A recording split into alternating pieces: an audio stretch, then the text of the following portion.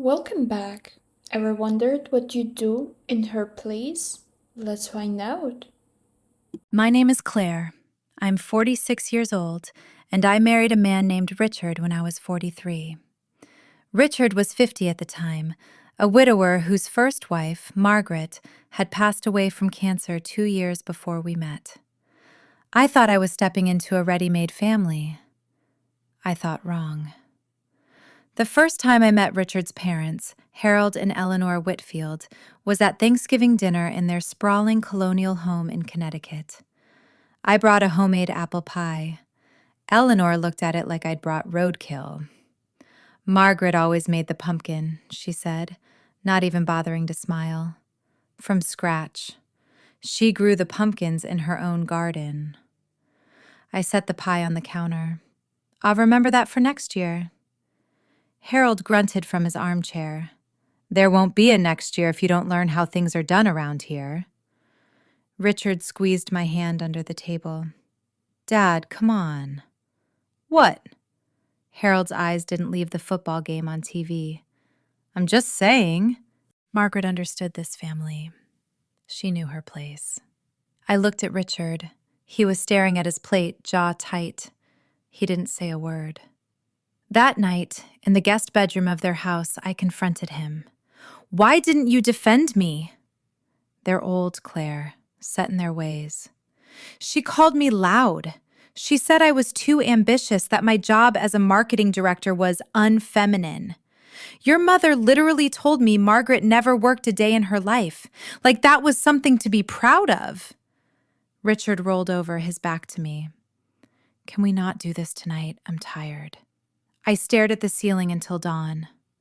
Over the next 3 years, the Whitfields made it their mission to remind me that I would never be Margaret. Every family dinner was a masterclass in passive-aggressive cruelty. Eleanor would set the table with Margaret's china and say, "These were her grandmother's. She treasured them." Harold would pour wine into Margaret's favorite crystal glasses and toast to the good old days. Richard's sister, Patricia, would pull out photo albums and sigh over pictures of Margaret holding Richard's hand at the beach, at Christmas, at their wedding. She was an angel, Patricia would say, looking directly at me. Truly, the kindest soul. I smiled through it all. I brought gifts. I asked about their health. I tried to learn Eleanor's recipes. Nothing worked. The more I tried, the more they hated me. Then came the incident at Richard's 50th birthday party. I had planned everything.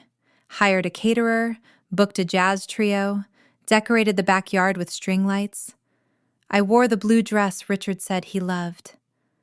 I was greeting guests when Eleanor grabbed my arm, her nails digging into my skin. Why is the bar on the left side of the garden? I thought it would flow better with the... Margaret always put the bar near the house, so people didn't have to walk so far. Eleanor, the garden isn't that big. It's 20 feet. 20 feet too many when you're 72 years old and your hip is acting up. She leaned in close, her breath sour with gin.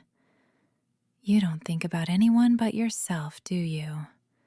Margaret would have known. Margaret would have cared. I pulled my arm free. I'm not Margaret. No. Her smile was thin and sharp. You're not, and you never will be. I walked into the house, locked myself in the bathroom, and cried for 10 minutes. When I came out, Richard was waiting in the hallway. What did you say to my mother? She's upset. She told me I wasn't Margaret. Again. Well, he rubbed the back of his neck. She's grieving. We all are. It's been 5 years, Richard. 5 years. When does the grieving end and the bullying begin? He didn't answer. He just walked back to the party, leaving me alone in the hallway with my mascara running down my face. That night, I made a decision. I would stop trying. I would be polite at family functions, but I would no longer seek their approval. I would focus on my marriage, on my career, on the life I was building with Richard. But the universe had other plans. 6 months later, Eleanor had a minor stroke. She recovered quickly, but Harold couldn't manage her care alone. Richard asked me to help. "She needs someone during the day," he said. "Patricia works, I work. You're the only one with flexibility." "Richard, your mother hates me." "She's your mother-in-law." "She's made it very clear that I'm not family." He looked at me with those brown eyes, the ones that had made me fall in love with him in the first place. "Please, Claire, for me." I agreed. Not for Eleanor, for Richard. The Whitfield house was a time capsule. Everything was exactly as it had been when Margaret was alive. Her sweaters still hung in the hall closet. Her books lined the shelves. Her handwriting was on the calendar in the kitchen, marking appointments from 5 years ago that no one had bothered to erase. Eleanor was confined to the first floor. Harold spent most of his day in his study, emerging only for meals. I cooked, I cleaned, I managed Eleanor's medications. She complained about everything. The soup was too salty, the pillows were too flat, the television was too loud. Margaret never made soup this salty. Margaret knew how to fluff pillows. Margaret understood volume control. I bit my tongue until it bled. On my 3rd week there, I was dusting the upstairs bedrooms when I noticed something odd. The door to the master bedroom was slightly ajar, and inside I could see a box sitting on the bed. It hadn't been there before. I shouldn't have looked. I knew I shouldn't have looked, but something pulled me forward. The box was old, made of faded blue cardboard with a brass clasp. On the lid, in neat cursive, was a name: Margaret Whitfield. Her diary. I told myself to put it back. I told myself to walk away, but my hands were already opening the clasp. The first entry was dated 15 years ago, when Margaret was 35 and Richard was 40. Richard hit me again tonight.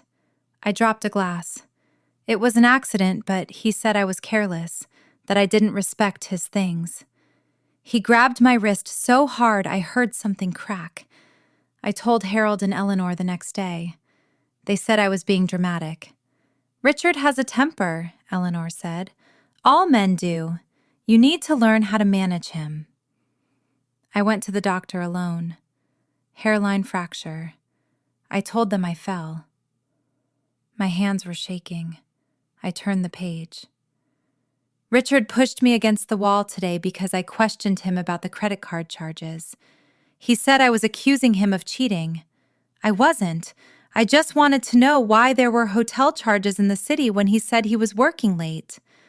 After, he cried. He said he was sorry, that he loved me, that he'd never do it again. I believed him. I always believe him. Page after page. Years of abuse. Richard's fists, Richard's words, Richard's control. And always, always, Harold and Eleanor turning a blind eye. Eleanor found me crying in the bathroom with a black eye. She handed me a tube of concealer and said, "You need to be more careful around him, dear. Don't set him off." Harold saw the bruises on my arms at Christmas dinner. He pulled Richard into his study. I thought he was defending me. I pressed my ear to the door. Harold said, "Son, you need to be more discreet. The neighbors talk." I told Patricia I was thinking of leaving. She laughed. "Leave Richard? And go where? You have no money, no job, no skills. Be grateful he puts up with you." The last entry was dated 2 weeks before Margaret's death. "The cancer is back. Stage 4. The doctor says months, maybe less." Richard cried when I told him. He held me and said he couldn't live without me. I looked into his eyes, and I saw something I've never seen before. Relief. He's relieved I'm dying. He won't have to hide the bruises anymore. He won't have to explain me to his parents. I can finally stop being his shame. I closed the diary. My heart was hammering against my ribs. I felt sick. I felt furious. I felt something else, too. Pity. For Margaret. For the woman who had spent 20 years being beaten and silenced and erased, even in death. And then I felt something cold and sharp. Revenge. Not against Richard, not yet. The diary was powerful, but it was also old. Margaret was dead. Richard could claim she was delusional from the cancer. He could say she was bitter, vengeful, unstable. He could twist her words until she was the villain and he was the grieving widower. No. I needed something better. Something that would make them see Margaret not as a saint, but as a human being who had suffered at their hands. Something that would make them see themselves. I put the diary back in the box. I took photos of every page with my phone. Then I returned the box to exactly where I'd found it and went downstairs to make Eleanor her soup. That night, I couldn't sleep. I lay in the guest bed and stared at the ceiling and planned. Richard came to visit on Saturday.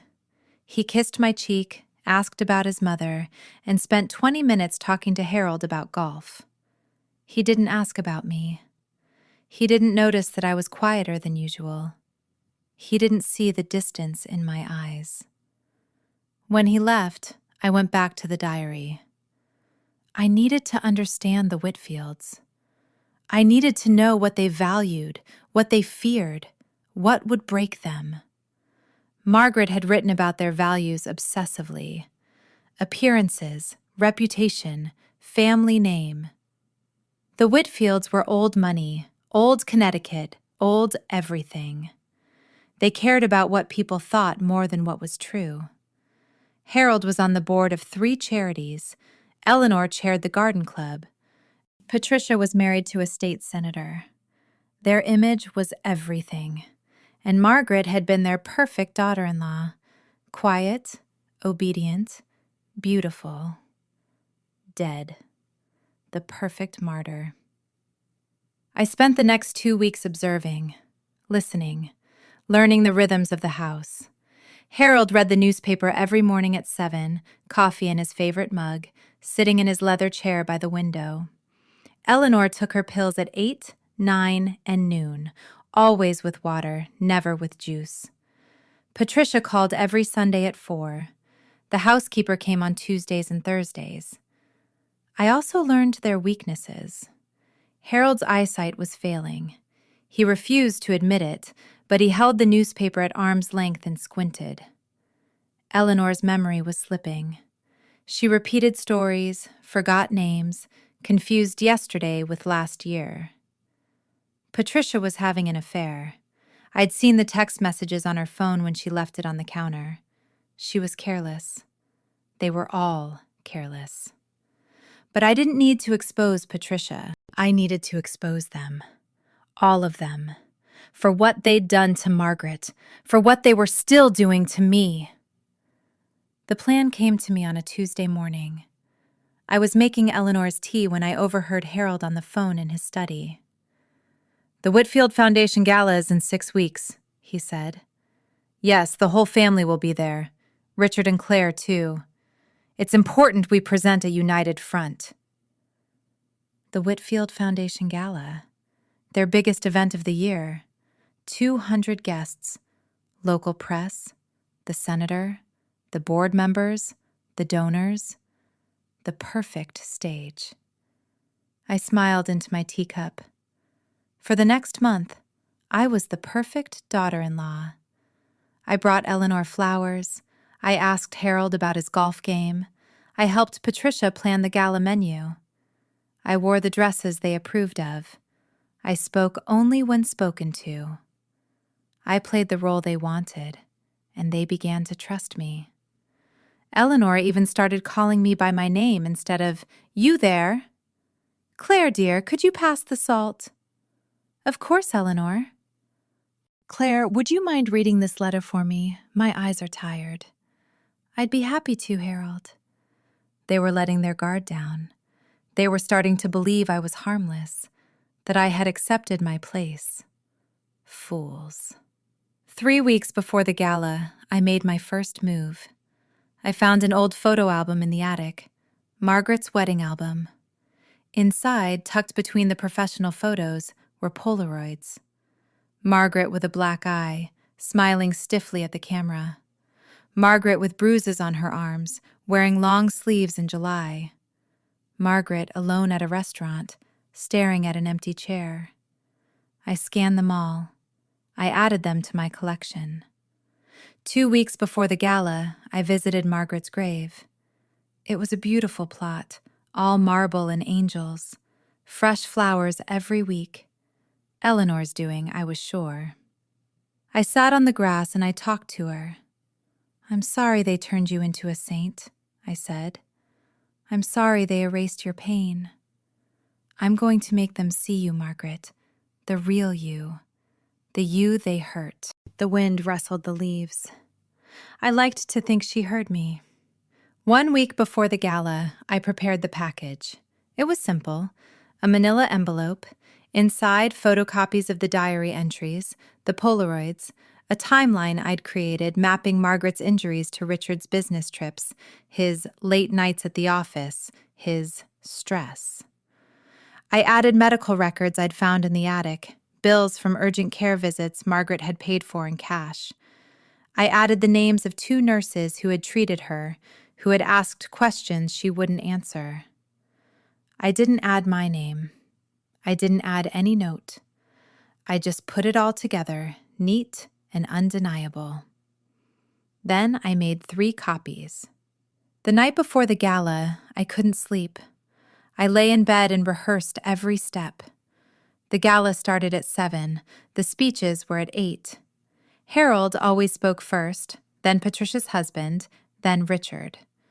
I would place the envelopes during the cocktail hour. I would slip them into Harold's briefcase, Eleanor's purse, and Patricia's coat pocket. They would find them. Or they wouldn't. Either way, the truth would come out. But as I lay there, I realized something. This wasn't enough. Envelopes could be burned, photos could be called fake, diaries could be dismissed as the ramblings of a dying woman. I needed witnesses. I needed an audience. I needed them to read it aloud. The gala was held at the Whitfield estate. The backyard was transformed into a wonderland of white tents and crystal chandeliers. 200 guests in tuxedos and gowns, champagne flowing, a string quartet playing Vivaldi. I wore a black dress. Margaret's color, Eleanor had once said. She always looked elegant in black. Richard found me by the bar. You look beautiful. Thank you. He kissed my cheek. My parents are happy. They said you've been wonderful lately. I've been trying. I know. It means a lot to me. I looked into his eyes, the same brown eyes that had made me fall in love.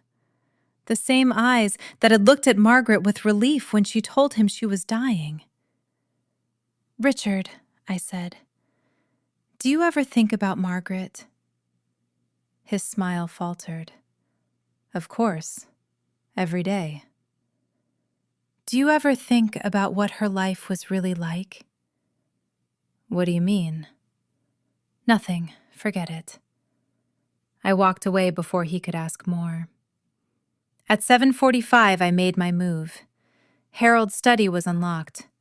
I slipped inside and placed the first envelope on his desk, right next to his reading glasses. He would find it when he went to prepare his speech. Eleanor's purse was on the chair in the powder room. I slid the second envelope inside, tucked between her compact and her pill case. She would find it when she touched up her lipstick before the speeches. Patricia's coat was in the closet by the front door. I slipped the third envelope into the pocket. She would find it when she went to check her phone. Then I waited. At 8 o'clock, Harold took the podium. He was a tall man, imposing even at 75. He tapped the microphone and smiled at the crowd. Welcome, friends, to the annual Whitfield Foundation Gala. As many of you know, this foundation was started by my late wife, Margaret. God rest her soul. She was the heart of this family, the light of our lives, and the reason we gather here tonight to celebrate charity, community, and the enduring power of love. The crowd applauded. Eleanor wiped a tear. Richard put his arm around my waist. Harold reached into his jacket pocket for his notes. His hand brushed the envelope. He pulled it out, confused. What's this?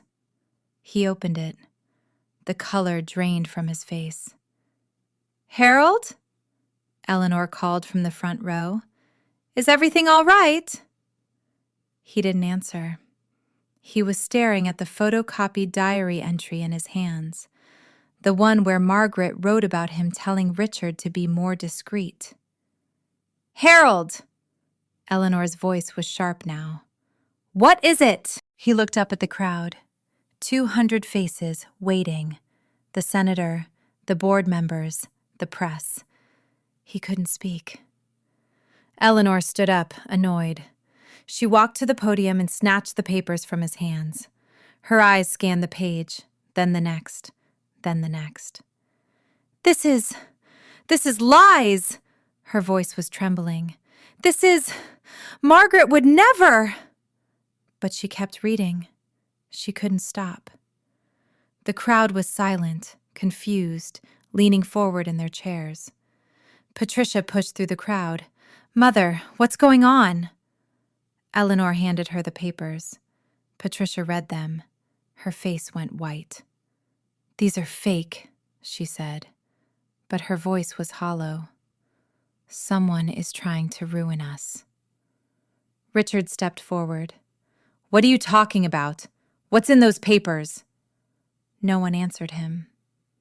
I stood at the back of the tent, watching. My heart was calm. My hands were steady. Then Eleanor found the Polaroids. She dropped them. They scattered across the podium, visible to the front row. A guest gasped.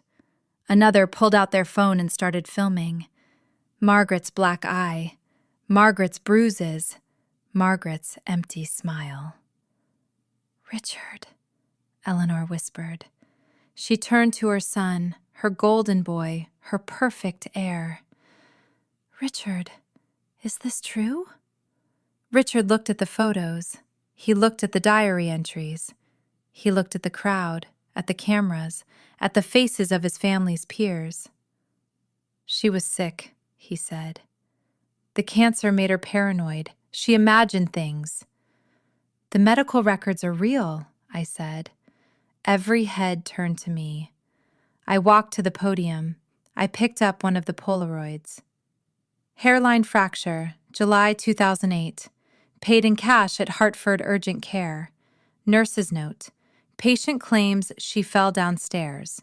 Bruising pattern inconsistent with fall. Claire, Richard's voice was warning. Don't do this. Concussion, December 2010. Emergency room visit. Patient claims she slipped on ice. Temperature that day, 62 degrees. No ice. Claire. Broken rib, March 2014. Patient claims she ran into a door. The door was a fist, Richard. It was always your fist. The crowd was murmuring now. The press was moving closer. Patricia's husband, the senator, was backing away, distancing himself from the disaster. Eleanor looked at her son, really looked at him. For the first time in 20 years, she saw him. You hit her, she said. It wasn't a question. Mom, You hit her, and I told her to be more careful. I told her it was her fault. Harold put his hand on her shoulder. Eleanor, not here. She shook him off. Not here? Not here, Harold? We let her suffer for 20 years and you want to hide it? You want to keep pretending? She turned to the crowd. My daughter-in-law was abused by my son, and we knew, we all knew, and we did nothing. The silence was absolute. Then someone started clapping, slow, sarcastic. It was a woman in the back, someone I didn't know. Bravo, she said. The Whitfields finally tell the truth. Took you long enough. The crowd erupted. Questions, cameras, chaos. Richard grabbed my arm. You did this. You planned this. I looked into his eyes. I gave them the truth, Richard. What they do with it is up to them. I'll ruin you. I'll tell everyone you're crazy, that you're obsessed with Margaret, that you forged everything. You could. I pulled my arm free. But the press is already filming. The medical records are real. The nurses are still alive. And Margaret's diary has been scanned and emailed to 3 lawyers, 2 journalists, and my sister in California. Go ahead. Tell them I'm crazy. See who believes you. He stared at me. For the first time since I'd known him, Richard Whitfield had nothing to say. I walked out of the tent and into the garden. The string quartet had stopped playing. The champagne sat warm in crystal glasses. The night air smelled like roses and rain. Eleanor found me by the fountain. Why? She asked. Her voice was broken. Why didn't you just tell us? Why this spectacle? I turned to her. Because you wouldn't have believed me. Because you would have defended him. Because you needed to see it with your own eyes, in your own words, in front of your own world. I loved her, Eleanor whispered. I loved Margaret. You loved the idea of her, the perfect daughter-in-law, the angel. You never loved the woman who was afraid of your son. She sank onto the fountain's edge. She looked old, older than I'd ever seen her. What happens now? That's up to you. The diary is real. The abuse is documented. Richard will face consequences, one way or another. And you? I smiled. It wasn't kind. I'm leaving. I've already packed. The divorce papers are being filed tomorrow. You planned all of this. From the beginning. No. I crouched in front of her, meeting her eyes. I planned it from the moment I read her diary. From the moment I realized that you had turned her pain into your pedestal. She deserved better than that. She deserved to be seen. Eleanor's tears fell into the fountain water. I'm sorry. Don't tell me. I stood up. Tell her. I walked away. I didn't look back. The next morning, the story was everywhere. Local news, national blogs, the morning shows. Prominent family's dark secret exposed at charity gala. Senators' in-laws linked to decades of domestic abuse cover-up. The Angel of Connecticut, the truth behind the myth. Richard resigned from his company. Harold stepped down from all 3 boards. Patricia's husband announced they were taking time apart to focus on family. Eleanor was admitted to a psychiatric facility for exhaustion. And Margaret? Margaret finally got her voice back. I moved to Portland 3 weeks later, found an apartment with a view of the river, started a new job at a smaller firm, one where nobody knew my name or my past. Sometimes, late at night, I take out my phone and read the news. Richard was arrested last month. Charges of domestic abuse spanning 2 decades. The statute of limitations was tricky, but the prosecutors found a way. He's facing trial in the fall. Harold died of a heart attack in June. The obituary mentioned his charitable work. It didn't mention Margaret. Eleanor lives in assisted living now. I send her postcards sometimes. Pictures of the river, the mountains, the life I'm building. She never writes back, but I know she gets them. The nurses tell me she keeps them in a box by her bed. Patricia divorced the senator and moved to Florida. She sells real estate now. I hear she's good at it. And me? I'm free. Not because I destroyed them, not because I got revenge. I'm free because I refused to be the next Margaret. I refused to smile through the pain, to accept the bruises, to let them turn me into a saint after they killed me. Margaret wrote in her diary that she wished someone would see her, really see her. Not the angel, not the perfect wife, but the woman who was scared and hurting and alone. I saw her, and in seeing her, I saved myself. So if you're out there and you're being told to be quiet, to be careful, to be grateful for the cage they've built around you, don't listen. Find your voice. Use it. Even if it takes years, even if it takes planning, even if it takes walking away from everything you thought you wanted. Because the only thing worse than being alone is being alone while everyone calls you loved. That's my story. Thanks for listening. If it resonated with you, hit that like button, subscribe for more, and remember, the truth always comes out. You just have to be brave enough to help it along. Until next time.